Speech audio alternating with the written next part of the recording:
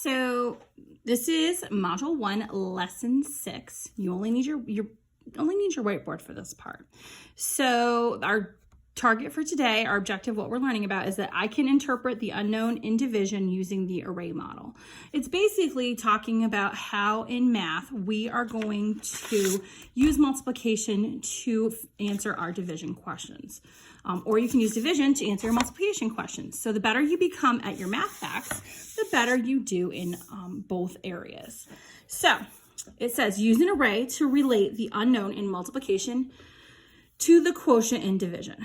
So draw an array that shows the equation 15 divided by 3 equals 5, where the quotient, that's the answer in a division problem, so this right here, represents the size of the groups. So we're going to be doing 15 divided by 3 equals 5. So I'm going to get my board in front of you. So if you have your board, you're going to grab it and do it with me. So you have 15 divided by 3 equals 5. I have a hard time because I like to write really, really big, and I want to make sure that you guys can see everything too. So I want to make sure that I bring my camera up. Oops, sorry, I'm making it a little, don't want anyone to get too sick. All right, so 15 divided by 3 equals 5.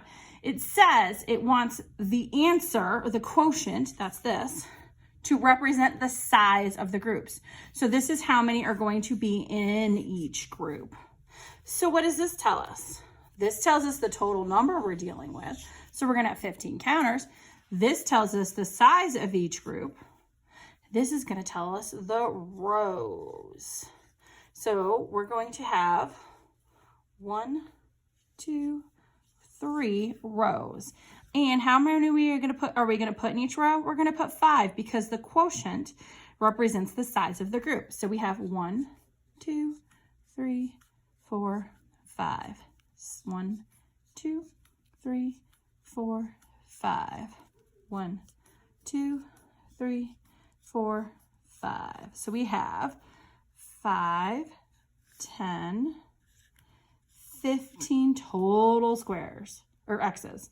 So we have 15 counters, 15 X's. We have 3 rows, and then we have 5 in each row. So we have our division problem here. How would we write this as a multiplication problem? So I'm going to come down here to do that. When our multiplication problem, we're going to have our rows and our how many are in each row. And then this would be the total number. So how many rows do we have? We have 1, 2, 3 rows times how many in each row. So each row has 5. It equals how many total number of counters do we have? Sorry, my brain went on pause for a second there. We have 15 total counters there. So the quotient for the division problem is the total number right here for the division problem. When you come down here for the multiplication, it is our answer. So when we're doing multiplication and division, they are related because these two tell us the total number. The 3's tell us the rows, and the 5 tells us how many are in each row. Please remember, at any point in time, if you need to stop, you can pause this if you need to. Makes it a little easier. I'm going to erase my board. We're going to go into another problem. So this time, we're going to do blank times 3 equals 24. So this time we're doing with multiplication. This is going to tell us the number of rows we have. This is going to tell us how many are in each row. And this is the total amount.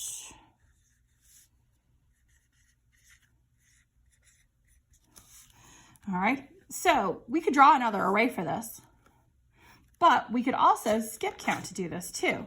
So one of the ways we could skip count is we can skip count by 3's. So we're going to skip count by 3's till we get to 24. So I'm going to come down in here and write it for you.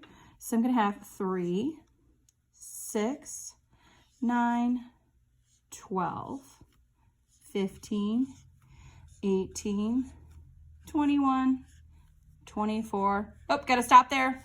Got to stop at 24. Oops, you can't see my 24. Got to stop at 24.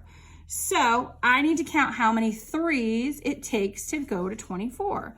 1, 2, 3, 4, 5, 6, 7, 8. It took 8 3s to get to 24. So if I have 8 groups and there's 3 in each group, I will have 24 total counters. So you can make an array. You can also skip count to find your answer. Now, how would I make this a division problem? How would I make this a division problem? So here's what I would do. When we're starting with division, we start out with the total amount because we're taking the total amount, which in this case, oops, can't see it, is 24.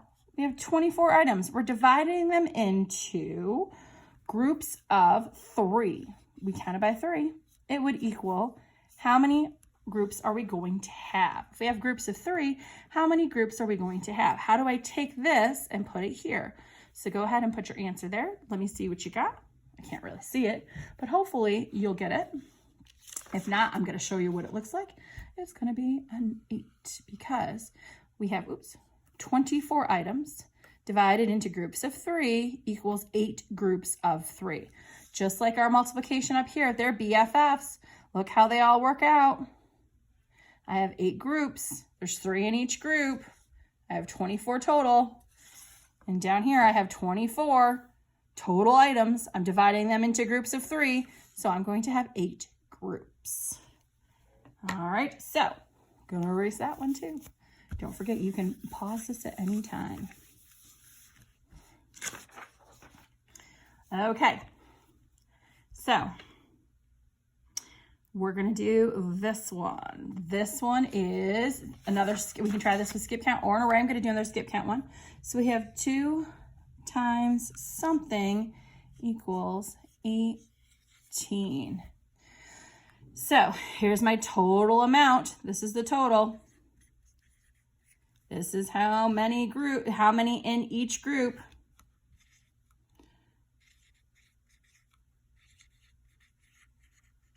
So each group, I want to know how many groups here. How many groups do I have? So I'm going to skip count by 2s. So I'm going to do 2 up till 18.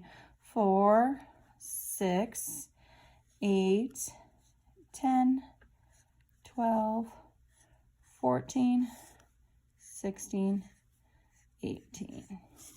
Then I'm going to count. 1, 2, 3, 4, 5, 6, 7, 8, 9. Now, you can also do this on your fingers. So if I want to skip count by 2s, 2, 4, 6, 8, 10, 12, 14, 16, 18. So I can see with all my fingers together, 5 on this hand, 4 on this hand, we have 9. So you can also do this on your fingers to solve it. So if I have 2 in each group, I'm going to have 9 groups because I went up to 9. So I'm going to have 9 groups. So I have 2 in each group. So 2 times 9, oops, there we go. 2 times 9 will give you 18 total pieces. Now, you know we're going to go to division after this. So I'm going to start out with a division problem with a total number. So I have 18 divided by what? 18 divided by, each group has 2 in it, will equal how many are in each group. So I have my total. Total comes over here. How many are in each group? Right here. There's going to be 9 in each group. All right. So that is our math lesson for today. You can erase your boards. The next video is our Module 1 Lesson 6 page. You're going to need that to do it. Now, you know that you're going to be doing the top part on your own, so practice that part on your own. The bottom part, you can do with me. There is a video of it, so you have a couple of choices. You can either do the page on your own and then check the answers when you're done. You can do it with me as you go along. Either way, when this gets done, put your name at the top. Make sure it gets in your home to school folders. I'm starting to lean towards maybe just doing the module page every night so that you can do it on your own anyway, so we don't waste some math time. But we're gonna see how this plays out because you know my internet has been kind of wonky. I think you guys are fantastic, and I thank you all for working so hard. When you're done with your Math, don't forget, I want Zern 4 times a week at least. Oh, sorry. I want extra math 4 times a week at least. Extra math 4 times a week. I give you a dojo every time you complete an extra math. You can't do extra during the day. It only shows me one time you've done it. Zern 15 to 20 minutes a day. If you don't finish a whole lesson in a day, don't worry about it. If you don't finish a whole 2 lessons in the week, that's okay too. Just 15 to 20 minutes of Zern a day. And then if you have time, a center or 2 a week. Some of you are rocking the centers. You don't have to do a center every day. You just need to do a center or 2 a week. But if you guys get finished with the centers, I'll put the next batch of centers up. All right. Thank you guys. You are amazing.